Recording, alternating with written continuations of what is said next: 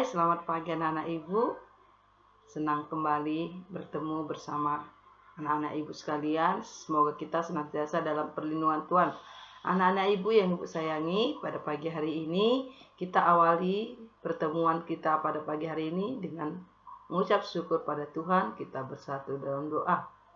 Tuhan Allah Bapa yang baik, puji dan syukur Tuhan kami panjatkan buat berkat Tuhan yang melimpah buat hidup kami hingga pada saat ini Tuhan. Tuhan senantiasa berikan kami kesehatan dan kesempatan untuk dapat melaksanakan setiap kegiatan kami. Bapa yang baik, pembelajaran kami akan segera kami mulai. Kiranya Tuhan berkati dari awal, pertengahan, hingga akhirnya nanti, sehingga pembelajaran pada pagi hari ini dapat dipahami dan dimengerti dan bermanfaat bagi peserta didik kami serta berkenan di hadapan-Mu. Terima kasih ya Tuhan, kami telah berdoa. Amin. Nah, anak-anak ibu, pada pertemuan IPA yang kedua ini kita akan membahas tentang perpindahan kalor. Nah, kemarin kita sudah mempelajari apa itu kalor ya nak ya. Kalor itu nama lainnya adalah panas. Nah ya. Nah, perpindahan panas. Panas ya, perpindahan panas atau heat transfer adalah proses berpindahnya energi kalor atau panas atau heat ya nak ya, karena adanya perbedaan temperatur atau suhu ya. Nah, di mana energi panas berpindah dari benda yang bersuhu tinggi ke benda yang bersuhu lebih rendah. Nah, panas dapat berpindah melalui 3 cara ya nak ya. Yang pertama ada konduksi, yang kedua konveksi, dan yang ketiga radiasi. Nah, kita akan membahas satu persatu apa itu perpindahan panas secara konduksi, konveksi, dan radiasi. Ini dia ya. Konduksi, konveksi, dan radiasi. Oke anak ya, kita akan membahas satu persatu. Konduksi atau disebut juga dengan hantaran. Konduksi adalah perpindahan panas melalui zat perantara berupa zat padat tanpa disertai perpindahan zat perantaranya atau mediumnya. Enak ya? Nah, contoh, sebatang besi yang salah satu ujungnya dibakar. Nah, ini enak ya. Kalau sebuah besi, kita ambil sebuah atau sebatang besi, nah salah satu ujungnya kita panaskan, maka panas ketika ujung besi ini terkena api, maka panas dari api akan berpindah ke besi enak ya. Nah, panas pada ujung besi nanti akan mengalir panasnya sampai ke arah jari tangan kita. Sehingga jari tangan kita yang di ujung yang tidak terkena api ini juga akan terkena panas. Enak ya. Nah, yang berpindah di sini adalah panasnya enak ya. Sedangkan zat besinya atau besi di sini sama sekali tidak berpindah. Nah, itu yang dimaksud dengan perpindahan panas melalui zat perantara. Zat perantaranya adalah besi enak ya. Nah, tanpa disertai perpindahan zat perantaranya. Nah, zat perantaranya itu tadi adalah besi. Besinya tidak berpindah. Nah, yang berpindah hanya panasnya saja. Paham ya nak ya? Sampai di situ ya. Nah, kemudian yang kedua, sendok yang dimasukkan ke dalam gelas berisi air panas, ujungnya akan terasa panas. Nah, ini kan sering ya nak ya. Kita minum teh, buat susu, buat kopi ya. Nah, ketika kita mengaduk gula atau mencampur susu yang kita buat ya atau kopi, nah tadi kan gelas kita isi dengan air panas ya nak ya. Nah, ketika sendok kita masukkan saat kita mengaduk, nah lama kelamaan, nah kalau kita terlalu lama meletakkan sendok itu dan memegang ujung sendok yang di atas tadi, nah ujung sendok tersebut juga akan menjadi panas. Dari mana? Panas berpindah dari air panas yang berada di dalam gelas ini ya, berpindah ke sendok besi dan mengalir sampai ke ujung. Nah, yang berpindah di sini hanya panasnya, sedangkan air dan besinya yang di sini sendok besinya tidak berpindah. Ya, nah itulah konduksi. Nah ya, paham ya? Kemudian yang ketiga, setrika yang dipanaskan. Iya. Jadi kegiatan ibu-ibu sehari-hari di rumah, bahkan anak-anak ibu mungkin ada yang sudah pandai menyetrika di rumah. Ketika setrika ini kita hubungkan dengan listrik, maka lama-kelamaan setrika akan panas ya. Panas dari dalam listrik dialirkan ke elemen ya, elemen besi yang ada di bawah setrika itu ya nak, sehingga panas dari listrik itu akan mengalir ke elemen, kemudian elemen itu digunakan untuk merapikan atau menyetrika pakaian sehingga pakaian kita menjadi rapi. Nah, pakaian itu rapi karena terkena panas tadi. Nah, yang berpindah hanya panasnya, nak ya. Sedangkan media perantaranya tidak berpindah. Paham ya, nak ya? Kemudian panci yang dipanaskan ya, nak ya. Panci logam yang dipanaskan di atas kompor. Nah, kenapa air di dalamnya itu menjadi mendidih? Karena panas dari api pindah ke media ya, atau zat medium perantaranya tadi adalah panci logam ya, sehingga panci itu juga kalau kita pegang akan menjadi panas ya, nak ya.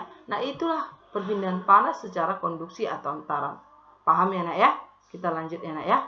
Nah, yang kedua, konveksi atau disebut dengan aliran ya, nak ya. Nah, apa itu konveksi? Konveksi adalah perpindahan panas melalui zat perantara yang disertai dengan perpindahan zat perantaranya. Ya, nah kalau tadi konduksi, perpindahan zat melalui zat perantara tanpa disertai dengan perpindahan zat perantaranya. Nah, umumnya kalau konduksi itu terjadi pada media zat padat ya. Nah, kalau konveksi itu melalui zat perantara juga. Nah, tapi di sini ya disertai dengan perpindahan zat perantaranya. Ya, nanti kita lihat contohnya ya. Nah, peristiwa konveksi dapat terjadi pada zat cair atau zat gas ya, benda padat atau benda gas. Contoh yang pertama, merebus air sampai mendidih. Nah, pasti kita di rumah pernah merebus air ya, atau memasak air teh. Nah, coba lihat. Ketika kita merebus air teh ya sampai mendidih, apa yang terjadi, nak? Iya, yang terjadi kalau sudah mendidih adalah terbentuk uap air. Ini dia, nak. Ini uap air. Ya. Nah, uap air berasal dari air yang sudah mendidih. Nah, uap air ini kan adalah air kan, nak? Hasil dari air yang sudah mendidih ya. Ketika benda cair ya, perubahan wujud zat itu nak ya, mendapat panas, maka benda cair akan berubah menjadi gas ya, disebut dengan menguap. Perubahan zatnya, wujud zatnya nak. Nah, akan menguap ya. Nah, ini dia membentuk uap air. Nah, sekarang ibu tanya ya, nah air di sini kan sudah berubah menjadi uap kan, nak. Nah, zat perantaranya itu adalah air ya, sudah berpindah menjadi uap air ya. Nah, jadi air yang berpindah atau berubah wujud menjadi uap air, inilah yang disebut dengan disertai dengan perpindahan zat perantaranya ya. Air yang sudah berubah menjadi uap air. Apa buktinya? Coba kita rebus air ini, nak. Lama kelamaan kalau kita biar sudah mendidih, lama kelamaan airnya dapat habis. Kenapa? Karena tadi zat perantaranya berupa air tersebut sudah berpindah menjadi uap air. Ya, makanya kalau kita masak teh, kalau sudah mendidih kan dimatikan, sudah selesai. Kalau dibiarkan lama-kelamaan airnya akan habis. Nah, kalau habis dapat menyebabkan apa, nak? Gosonglah, meledaklah nanti. Karena sudah habis airnya berubah menjadi uap air. Paham ya, nak ya? Kemudian B yang kedua, terjadinya angin darat dan angin laut. Nah, angin darat, angin yang bergerak dari mana, nak? Darat ke laut.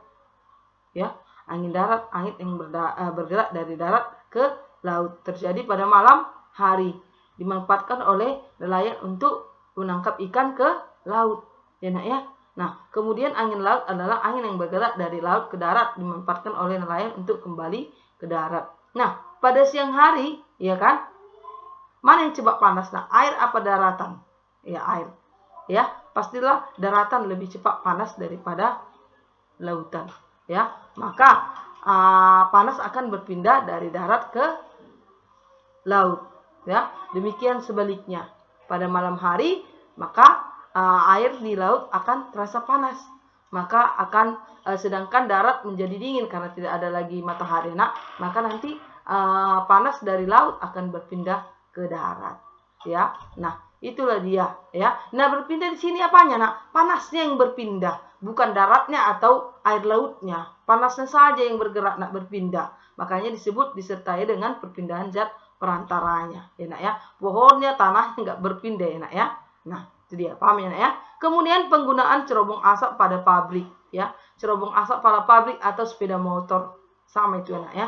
Nah, ini pada benda gas ya, nak ya. Nah, kenapa ada asap itu pada kendaraan bermotor atau asap pada pabrik ya kan? Karena ada proses di sana ya, nak ya. Mungkin proses pembakaran yang menghasilkan asap. Nah, asap ini panas, nak. dari hasil proses pembakaran tersebut. Ya, coba kalau kita kena api, kena asapnya, kalau baru keluar terasa panas karena dia mengandung kalor di sana atau energi panas.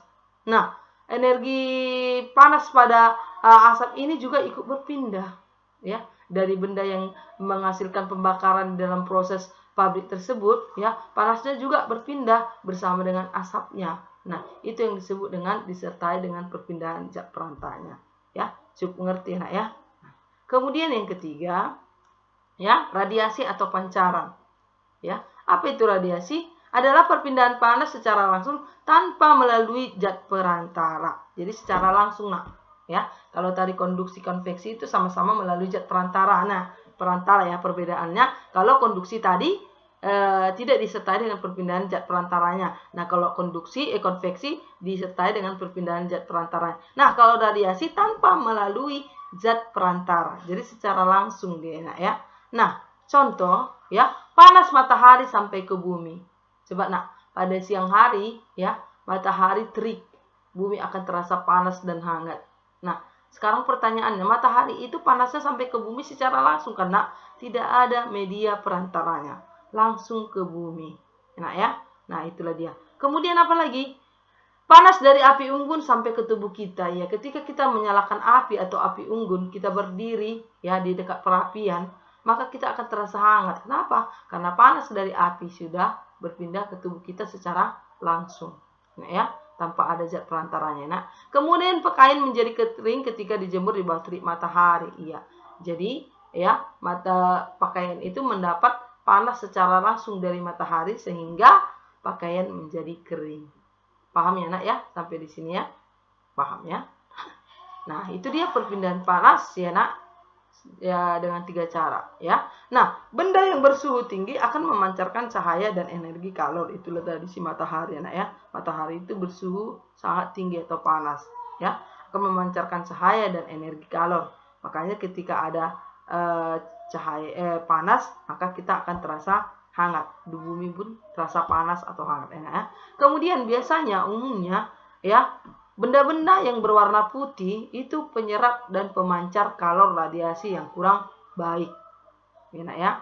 Kenapa? Karena warna-warna putih ini berfungsi untuk memantulkan panas, ya. Dia bukan penyerap panas yang baik, enak, ya. Maka pada siang hari yang terik jangan gunakan pakaian-pakaian yang gelap, ya. Tapi pakailah pakaian yang berwarna terang agar panas itu dipantulkan sehingga kita tidak terasa lebih panas, ya.